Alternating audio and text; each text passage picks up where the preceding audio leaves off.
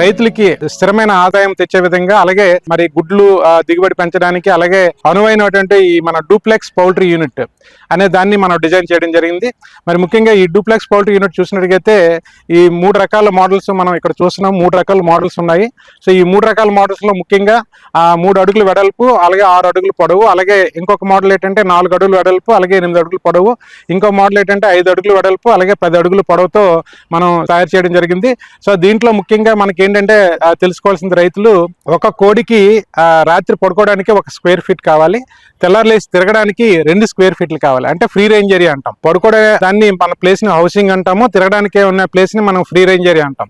So ఈ 2 రకాల ప్లేసుల్ని మనం ఆలోచించేసి, సో దీనికి సరిపడగా మనం ఏం చేసామంటే పడుకోవడానికి అంటే డూప్లెక్స్ మాదిరిగా పైన ఒక డూప్లెక్స్ ఒక రూమ్ లాగా తయారు చేయడం జరిగింది. కింద తిరగడానికి ఫ్రీగా ఒక ఫ్రీ రేంజ్ ఏరియా తయారు చేయడం జరిగింది. సో దీంట్లో ఏంటంటే ఈ ఏదైతే కోళ్ళ తాలూకా రెట్టలు వేస్తూ ఉంటాయి, సో అయితే ఎక్కువ ఆహారం తిని రెట్లు వేస్తుంటాయి కాబట్టి ఈ రెట్ట కూడా మళ్ళీ వాటికి కంటామినేషన్ అవ్వకుండా మళ్ళీ తిరిగి ఆ రెట్టలు పొడుచుకొని తినడం వల్ల అనారోగ్య బారిన పడకుండా చూడడం కోసం ఆ రెట్టలని కిందన పడేటట్టుగా ఎత్తి కూడా చేయడం జరిగింది.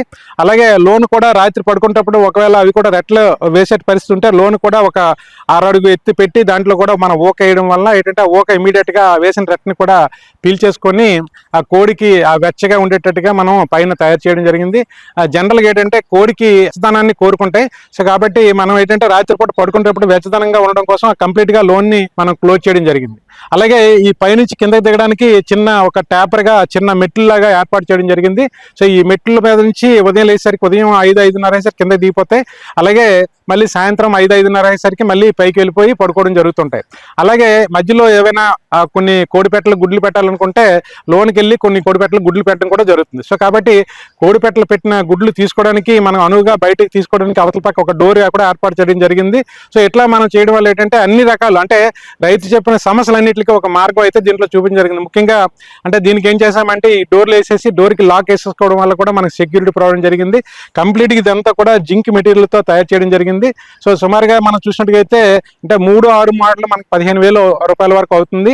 అలాగే 4-8 మోడల్ అయితే మనకి 20-25,000 రూపాయలు ఖర్చు అవుతుంది.